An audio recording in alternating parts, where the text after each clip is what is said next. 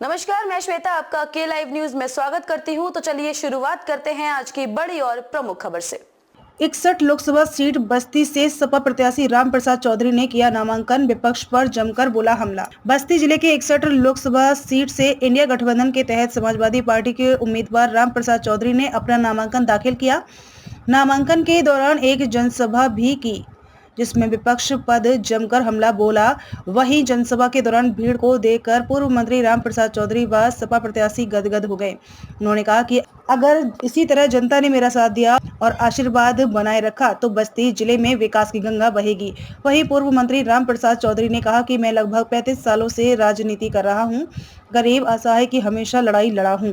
गन्ना किसानों के पेमेंट की बात जहां आई वहां हम गन्ना किसानों के लिए लड़ाई लड़े, सड़कों पर उतरे, साथ ही भाजपा पर जमकर बरसते हुए उन्होंने कहा कि भाजपा सरकार ने वादा किया था कि विदेश से काला धन वापस आएगा, लेकिन काला धन अभी तक वापस नहीं आया।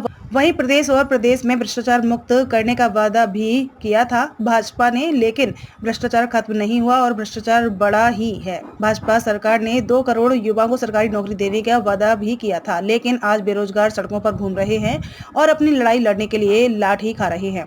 लेकिन बेरोजगारी इतना बढ़ गई है कि भाजपा सरकार में की युवा पूरी तरह से परेशान है। वहीं अपराधों की बात की जाए तो आए दिन हत्या, लूट, डकैती, बलात्कार जैसी घटनाएं तेजी से बढ़ रही हैं। यहाँ तक कि महिलाएं सुरक्षित नहीं हैं। महिलाओं पर आए दिन बलात्कार और छेड़खानी की घटनाएं बढ़ रही हैं। वहीं विकास की बात की जाए तो बस्ती जिले की एक भी सड़कें ना तो गड्ढा मुक्त हुई हैं, ना ही सड़कें बनी।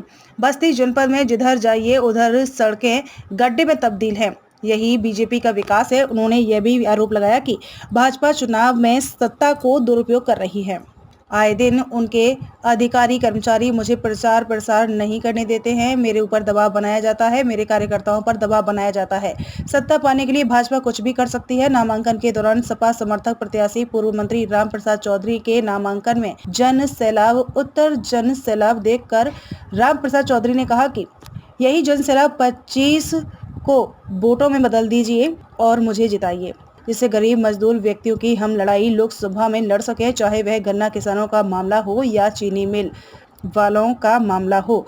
हम इसकी लड़ाई अगर मौका मिला हमको तो इसकी लड़ाई लोकसभा में हम लड़ेंगे। जी, इंडिया गठबंधन के उम्मीदवार के रूप पर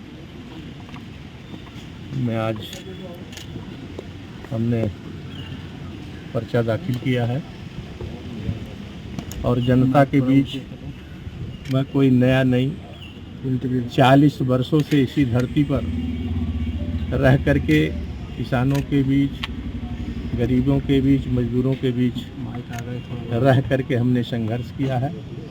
कोई हमें नया परिचय नहीं देना है।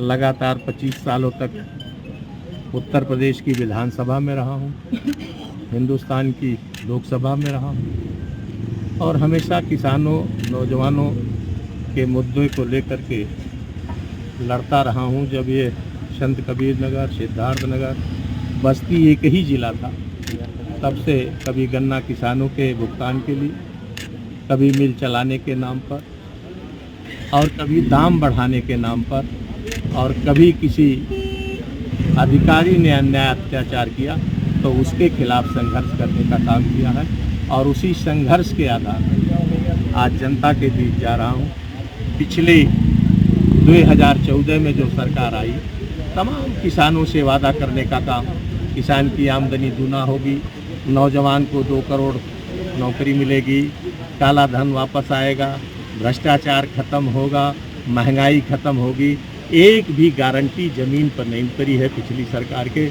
इसी सब मुद्दे को लेकर जनता के बीच जा रहा हूं और जनता भरपूर समर्थन देने का काम कर। पूर्व मंत्री खबरों में अब तक के लिए बस इतना ही।